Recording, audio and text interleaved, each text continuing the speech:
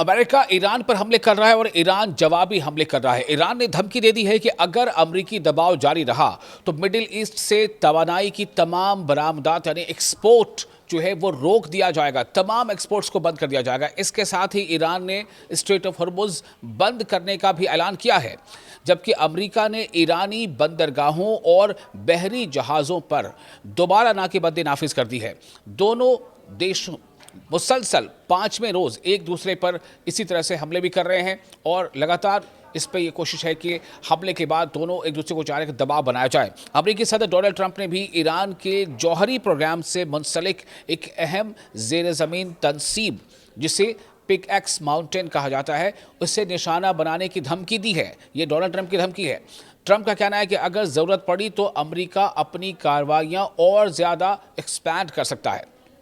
تفصیلات کے مطابق امریکی ناکہ بندی یعنی امریکی بلاکیڈ یہ بدھ کی صبح نافذ ہوئی ہے، جس کے فوراً بعد امریکی فوج نے تقریباً 90 منٹ تک ایرانی ساحلی دفاعی نظام یعنی ڈیفنس سسٹم اور میزائل ٹھکانوں پر حملے کیے۔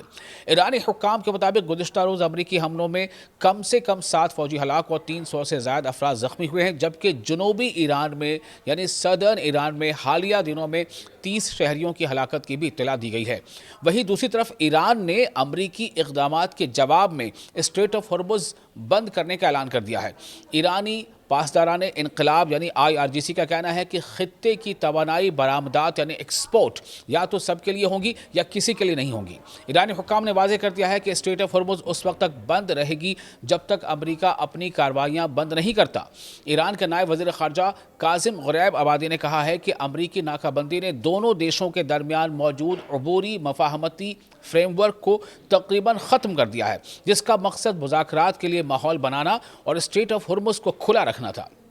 ادھر امریکی سینٹرل کمانڈ سینٹ کام کے مطابق امریکی افواج نے اسٹریٹ آف ہرمز میں ایک آئل ٹینکر کو بھی نشانہ بنایا، جس کے نتیجے میں جہاز غیر فعال ہو گیا، وہ ایکٹیو نہیں رہا۔ امریکی فوج کا کہنا ہے کہ مزید حملے یعنی اور زیادہ حملے ان ایرانی عسکری صلاحیتوں کے خلاف کیے جا رہے ہیں، ملٹری پاور کے خلاف کیے جا رہے ہیں، جو بحری گزرگاہ سے سمندری راستے سے گزرنے والے جہازوں کے لیے خطرہ بن رہی ہیں۔ امریکہ لگاتار یہ کوشش کر رہا ہے کہ ایران کو کمزور کیا جائے تاکہ وہ اسٹریٹ آف ہرمز پر جو ہے اپنا کنٹرول وہ کم کر دے، اس کی کنٹرول سے اسٹریٹ آف ہرمز باہر ہو جائے، لیکن ایران کا ایسا ماننا ہے کہ اسٹریٹ آف ہرمز اس کے اپنے نیشنل انٹیگریٹی سے جڑا ہے۔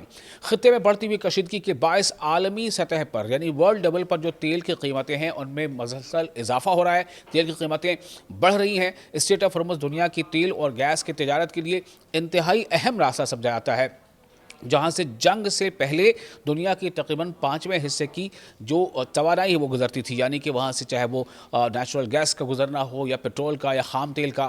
امریکہ کا دعویٰ ہے کہ ایران نے گزشتہ ہفتے اسٹریٹ آف ہرمز میں 7 تجارتی جہازوں پر حملے کیے، جن میں عملے کے کئی افراد ہلاک، زخمی یا لاپتہ ہوئے۔ دوسری طرف ایران نے بحرین، جارڈن اور کویت میں موجود امریکی اڈوں سے منسلک جتنے بھی ٹارگٹ سے ان پر فضائی حملے کیے ہیں۔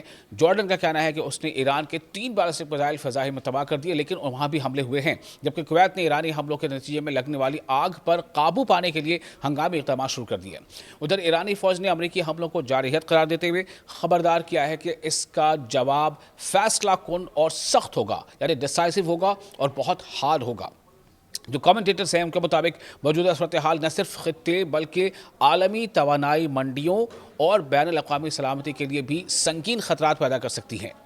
آپ کو یہ ویڈیو کیسا لگا؟ اس بارے میں اپنی رائے ہمیں کامنٹ باکس میں شیئر کر سکتے ہیں۔ ویڈیو اچھا لگا ہو تو آپ اسے لائک اور شیئر ضرور کریں۔ آپ دیکھ رہے تھے نیوز 18 کا سوشل میڈیا پلیٹ فارم، میں ہوں وصال اعظم۔